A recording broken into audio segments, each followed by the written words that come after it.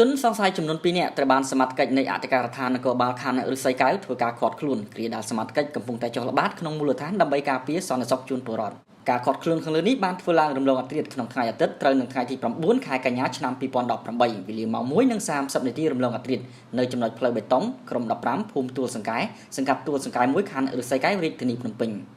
សមត្ថកិច្ចបានឲ្យដឹងថាជនសង្ស័យទី1ឈ្មោះសុកមេងភេទប្រុសអាយុ22ឆ្នាំមុខរបរមិនពិតប្រាកដស្នាក់នៅភូមិសាមគ្គីសង្កាត់ឫស្សីកែវខណ្ឌឫស្សីកែវនិងម្នាក់ទៀតឈ្មោះជ័យសារីភេទប្រុសអាយុ17ឆ្នាំមុខរបរមិនពិតប្រាកដស្នាក់នៅផ្ទះជួលរថភ្លើងសង្កាត់បឹងកក់2ខណ្ឌទួលគោករាជធានីភ្នំពេញក្នុងការឃាត់ខ្លួនខាងលើនេះសមត្ថកិច្ចបានដកហូតនៅសម្ភារៈមានម៉ូតូមួយគ្រឿងម៉ាក Suzuki Viva ពណ៌ខ្មៅស្រីចាស់គ្មានស្លាកលេខដែលមានលេខតួនិងម៉ាស៊ីន326350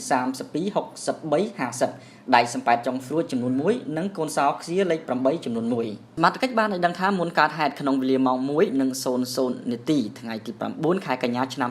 2018ជនសង្ស័យ2នាក់បានជិះម៉ូតូចេញពីមុខក្លឹបញាក់មាសក្នុងគោលបំណងទៅលួចទ្រព្យសម្បត្តិប្រជាពលរដ្ឋនេះបើយោងតាមចម្លើយសារភាពរបស់ជនសង្ស័យលុះមកដល់ចំណុចកើតហេតុខាងលើបានប្រទះនឹងកម្លាំងសមត្ថកិច្ចកំពុងល្បាតក្នុងមូលដ្ឋានដែលមានការសង្ស័យសមត្ថកិច្ចយើងបានហៅត្រួតពិនិត្យរកឃើញកូនសោលេខ8ចំនួន1និងដៃកាយឆ្នៃសំប៉ែតចុងស្រួចចំនួន1ក្រោយពីរកឃើញសម្ភារៈបង្កបទល្មើសក្នុងម៉ូតូរួចមកសមត្ថកិច្ចយើងបាននាំខ្លួនជនសង្ស័យទាំងពីរនាក់មកកាន់ប៉ុស្តិ៍នគរបាលរដ្ឋបាលទួលសង្កែ1ដើម្បីសាកសួរបច្ចុប្បន្នជនសង្ស័យត្រូវបានសមត្ថកិច្ចបញ្ជូនខ្លួនមកកាន់អធិការដ្ឋាននគរបាលខណ្ឌឫស្សីកែវដើម្បីបន្តការសាកសួរនិងកសាងសំណុំរឿងចាត់ការទៅតាមនីតិវិធី